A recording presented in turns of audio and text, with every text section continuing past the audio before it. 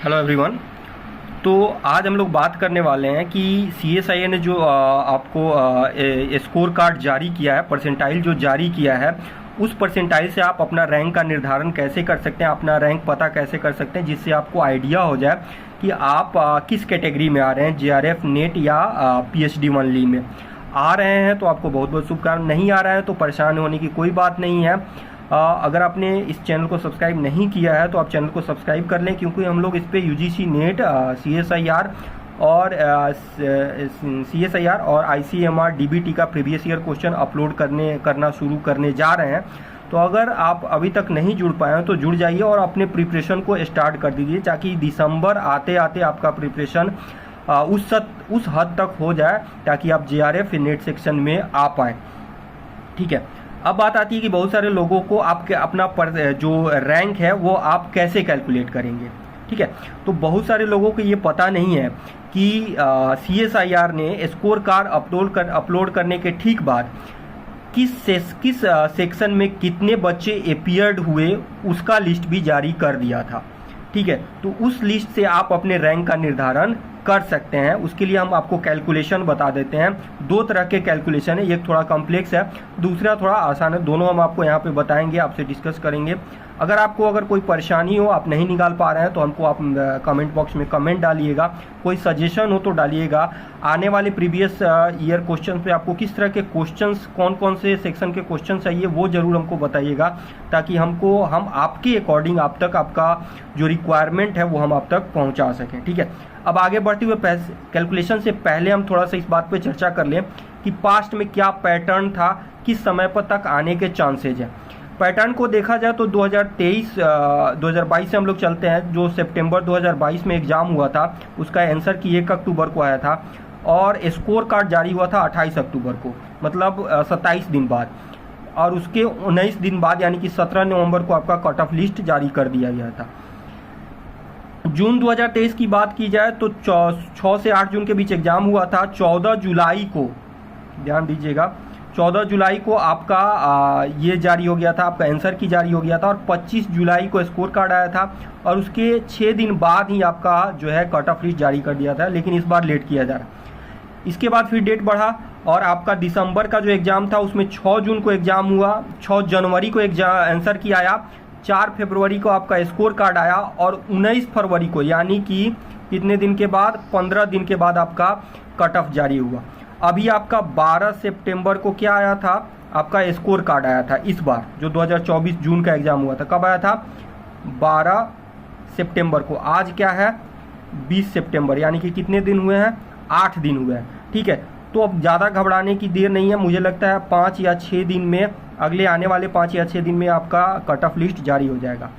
अब बात करते हैं कि आप स्कोर कार्ड कैसे कैलकुलेट कर सकते हैं, अपना रैंक कैसे कैलकुलेट कर सकते हैं स्कोर कार्ड के बेसिस पे। तो ये देखिए, ये सीएसआईआर के द्वारा जारी, आप जाके उसके वेबसाइट पे देख सकते हैं। सीएसआईआर द्वारा जारी किया हुआ ये लिस्ट है जिसमें अपीयर्ड कैंडिडेट का बताया गया है। उसमें रजिस्टर्ड कैंडिडेट के बारे में बताया गया, लेकिन इस कैलकुलेशन में उसका कोई ज़रूरत है नहीं, तो हम उसको स्किप कर दिए। अलग अलग किस डेट पे क्या एग्जाम हुआ और उसमें कितने बच्चे अपीयर्ड हुए। सबसे ज़्यादा बच्चे अपीयर्ड हुए आपके लाइफ साइंस में 67,850। ठीक है, यानी कि 67,850 बच्चे अपीयर्ड हुए। 2 शिफ्ट में एग्जाम हुआ था, 25-26 तारीख को।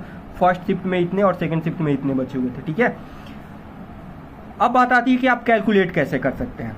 कैलकुलेशन के लिए हम यहाँ पे बता दें कि आपका अपना परसेंटाइल यहाँ पे is equal to 100 multiplied by candidate behind you, यानी कि आपके पीछे कितने कैंडिडेट हैं, और नंबर ऑफ कैंडिडेट अपीयर्ड। तो आपको इसमें से क्या क्या पता है, आपको अपना परसेंटाइल पता है, ये आपका कांस्टेंट वैल्यू है। नंबर ऑफ कैंडिडेट अपीयर्ड आपको इस डाटा से मिल जाएगा। आप जिस भी सेक्शन से आते हैं, जिस सब्जेक्ट से आते हैं, उसके अपीयर्ड कैंडिडेट का नंबर मिल जाएगा। अब आपको कैंडिडेट बिहाइंड यू ये पता नहीं है, तो ये हो गया आपका एक्स यहाँ पे। ठीक है, अब बात मान लीजिए कि फॉर एग्जाम्पल आपका परसेंटाइल आपका 90 है, किसी का भी 90 है। 90 is equal to 100 multiplied by, इसको हमने एक्स मान लिया, तो X divided by number of candidate. अब मान लीजिए हम लाइफ साइंस का कैलकुलेशन कर रहे हैं, तो 67,850। ठीक है, अब इस 67,850 को इधर लाइए, 90 मल्टीप्लाइड बाई 67,850। ठीक है, इज इक्वल टू 100x। अब ये आपका जो वैल्यू है अगर इसमें मल्टीप्लाई कर दीजिएगा तो ये आपका आएगा 67 17 150 डिवाइडेड बाई x को इधर ही रहने दीजिए, इसको 100 कर दीजिए इक्वल टू x का वैल्यू जो यहाँ पे कट के आएगा वो हो जाएगा आपका 6717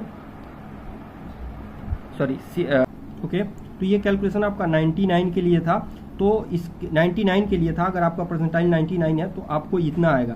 अब इस x की वैल्यू को अगर आप जो अपीयर्ड कैंडिडेट हैं जैसे 67 850 में से अगर आप इसको माइनस कर लेते हैं इस वैल्यू को 171.5, तो आपका जो रैंक है यानी कि 678 आपका जो रैंक है वो आपको यहाँ पे मिल जाएगा। अब दूसरा जो नॉर्मल वैल्यू है वो हम आपको बता दें कि आप कैसे निकाल सकते हैं। देखिए सीधे तौर पे अगर आप परसेंटाइल की बात करें तो परसेंटाइल होता क्या है? परसेंटाइल का मतलब होता है,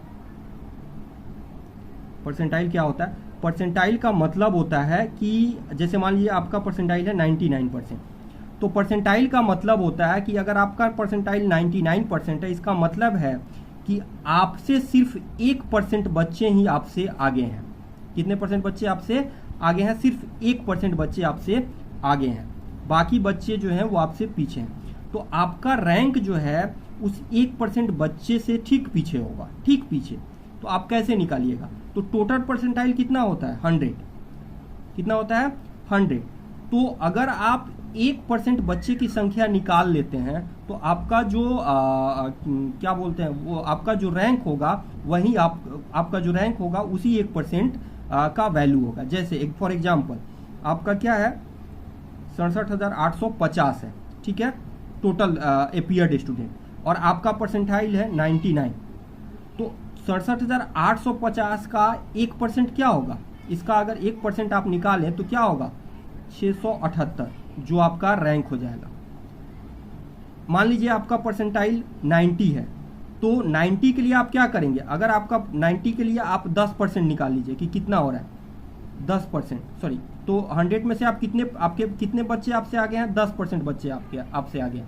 तो अपीयर्ड कैंडिडेट का अगर आप 10% निकाल लेते हैं तो वो 10% जो होगा आपका रैंक हो जाएगा।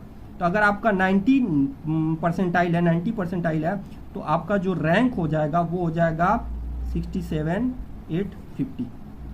तो ये आपका आसान तरीका है उसके कंपेयर में अगर आप देखा जाए तो, ठीक है।